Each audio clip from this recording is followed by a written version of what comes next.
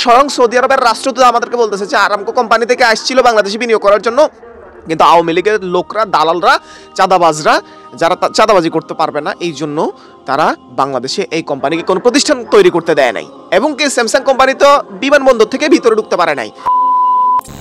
বিশ্বের বিভিন্ন দেশ বিদেশি বিনিয়োগের জন্য মুখিয়ে থাকে, কখন একটা বিদেশি বিনিয়োগ আসবে, সেই দেশটা উন্নতি হবে, কখন একটা বিদেশি কোম্পানি এসে নিজের দেশে একটা কোম্পানি স্থাপন করবে, সে কোম্পানিতে কখন একটা দেশের লোকরা কাজ করবে। বাহির থেকে একটা দেশ যখন বাংলাদেশে বিনিয়োগ করবে, তখন সেখান থেকে একটা বৈদেশিক মুদ্রা বাংলাদেশে ঢুকবে, বিশাল অঙ্কের এই মুদ্রাটা। তাহলে সেটা আমাদের রিজার্ভের যেমন উন্নতি ঘটবে, তেমনি আমাদের যে কোম্পানিটা স্থাপিত হবে সে কোম্পানিতে আমাদের দেশের হাজার হাজার বেকার লোক চাকরি করবে, অর্থনীতির চাকাটা সচল হবে। তাহলে এটা কত বড় একটা বৃহত্তর স্বার্থ এখানে বাংলাদেশের বা যে দেশে বিনিয়োগ হবে সেই দেশে কাজ করে। সেই জায়গাটায় স্যামসাং, পৃথিবীর বিখ্যাত একটা কোম্পানি, দক্ষিণ কোরিয়া সম্ভবত, সে দক্ষিণ কোরিয়ার স্যামসাং কোম্পানি এবং সৌদি আরবের তেল কোম্পানি, পৃথিবীর সবচেয়ে বড় তেল কোম্পানি, তেল রিফাইনার কোম্পানি আরামকো বাংলাদেশে বিনিয়োগ করতে চেয়েছিল, বাংলাদেশে কোম্পানি স্থাপন করতে চেয়েছিল, তাদের প্রতিষ্ঠান গড়ে তুলতে চেয়েছিল। কিন্তু আওয়ামী সরকারের যেই পান্ডারা ছিল তারা কখনোই এটা হতে দেয় নাই। কারণ তারা জানে যে আরামকো কোম্পানি সৌদি আরবের মানে পৃথিবীর বিখ্যাত একটা কোম্পানি, সে কোম্পানির মালিক থেকে পার্সেন্টেজ খাওয়া যাবে না, তার কোম্পানি থেকে দালালি করে টাকা খাওয়া যাবে না, চাঁদাবাজি করা যাবে না। সেই কারণে আরামকোর মতো পৃথিবীর সেরা একটা কোম্পানিকে বাংলাদেশে প্রতিষ্ঠান গড়ে তুলতে দেয় নাই, বিনিয়োগ করতে দেয় নাই। এই বিনিয়োগ না হওয়ার কারণে বৈদেশিক মুদ্রা যেমন আমাদের দেশে আসে নাই, তেমনি একই রকমভাবে আমার দেশের যে হাজার হাজার বেকার আছে সেসব লোকদের যে এটা চাকরি কিংবা তাদের কর্মসংস্থান হওয়ার কথা, সেই জিনিসটাও হয় নাই। অন্যদিকে স্যামসাং, আমরা জানি মোবাইল কোম্পানি, আমার যে মোবাইলটা দিয়ে এখন আমি রেকর্ড করতেছি এটাও একটা স্যামসাং কোম্পানির মোবাইল।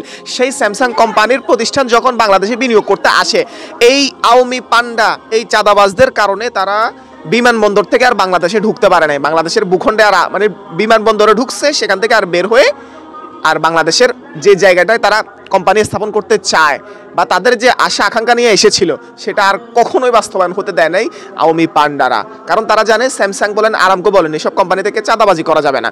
অথচ একটা দেশের সরকার বা তার দলের লোকদের বা একজন বিবেকবান মানুষের সবসময় লক্ষ্যই থাকে যে আমার দেশে বিদেশি বিনিয়োগ আসুক, আসলে কি হবে, বৃহত্তর একটা উন্নয়ন হবে, বৃহত্তর একটা স্বার্থ রক্ষা হবে।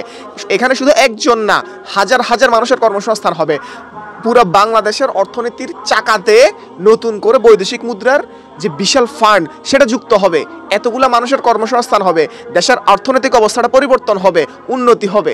সেই সব কিছুকে ডিনাই করে এক পাশে রেখে এই পান্ডারা চাঁদাবাজি করতে পারবে না বিধায় এই দুই কোম্পানিকে বাংলাদেশে এয়ারপোর্ট থেকে ভিতরে ঢুকতে দেয় নাই। আরামকো কোম্পানিও পারে নাই।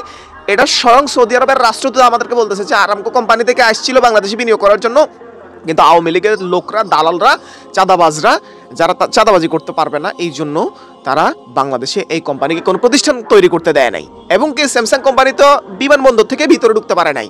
তাদের এই অবস্থা দেখে তারা বিমানবন্দর থেকে পালায়, মানে একরকম পালাই বলতে মানে কি বলতেছে যে না দরকার নাই, এই দেশে বিনিয়োগের পরিবেশ নাই, এই দেশে আমরা বিনিয়োগ করবো না, আমরা অন্য দেশে বিনিয়োগ করব, সেখানে ওই যে দেশে বিনিয়োগ করবো তাদের উন্নতি হবে, এই দেশের দরকার নাই। দেশের যে সরকার ক্ষমতা আছে এরা কোনো দিন আমাদেরকে সাহায্য করা তো দূরে থাক, তাদের অর্থনৈতিক উন্নতির জন্য আমরা আসছি, সেই জায়গায় তারা আমাদেরকে অসহযোগিতা করছে, তার দেশে আর কিসের বিনিয়োগ করব, এমন করে চলে গেছে। আমার দেশটাকে এভাবেই বিগত 15 থেকে 17 বছর এভাবেই আমাদের দেশটাকে ঠকানো হয়েছে।